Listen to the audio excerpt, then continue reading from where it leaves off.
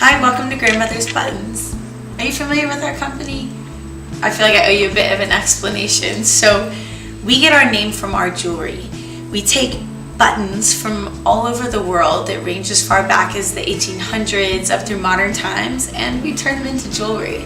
So each piece really has its own story of like the wars it survived, or the aristocracies it's seen, or how on earth it ended up in Louisiana. So it's kind of like why we call it wearable history. Each button really has its own tale.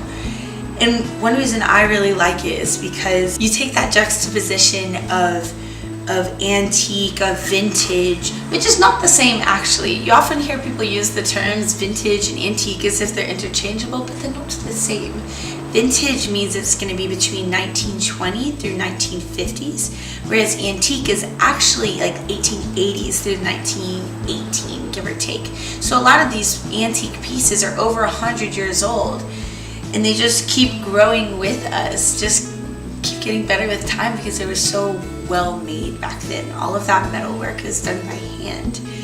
It's truly art history. I tell people all the time, I'm like, I work in an art museum and I get to interact with the exhibits, and I just am so enthralled by that juxtaposition of like modern, like what I would wear, but with this aesthetic that is held up so well over time. It's more than just jewelry. It's telling a story. It's all of the women who came before me. Whenever we are lucky enough to find a matching set of antique buttons, which means these buttons were produced between 1880 and 1918, when we are lucky enough to find a matching set that is still in good condition, it hasn't been separated from its buttony brethren after all these years, you better believe we turn them into earrings or cufflinks. And also in good condition constitutes having its shank intact, which is that little loop on the back. So we always have to put a little protector there so that it can last for a couple more generations. So on the back of each set of antique button earrings, we put this tiny little card here that lets you know exactly what era it's from and what kind of button you're working with.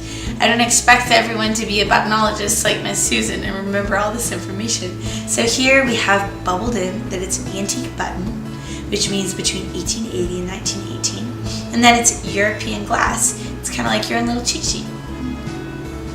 So at this point, all of these buttons have lived their own lives, these full lives, and they find their way to Louisiana, where they get handcrafted into wearable history, and then they get reborn again, turned over to you for you to make the next chapter of their lives. And then it doesn't end there. You get to then give it to your daughter or any other strong female force in your life, and it gets to live on for several more centuries.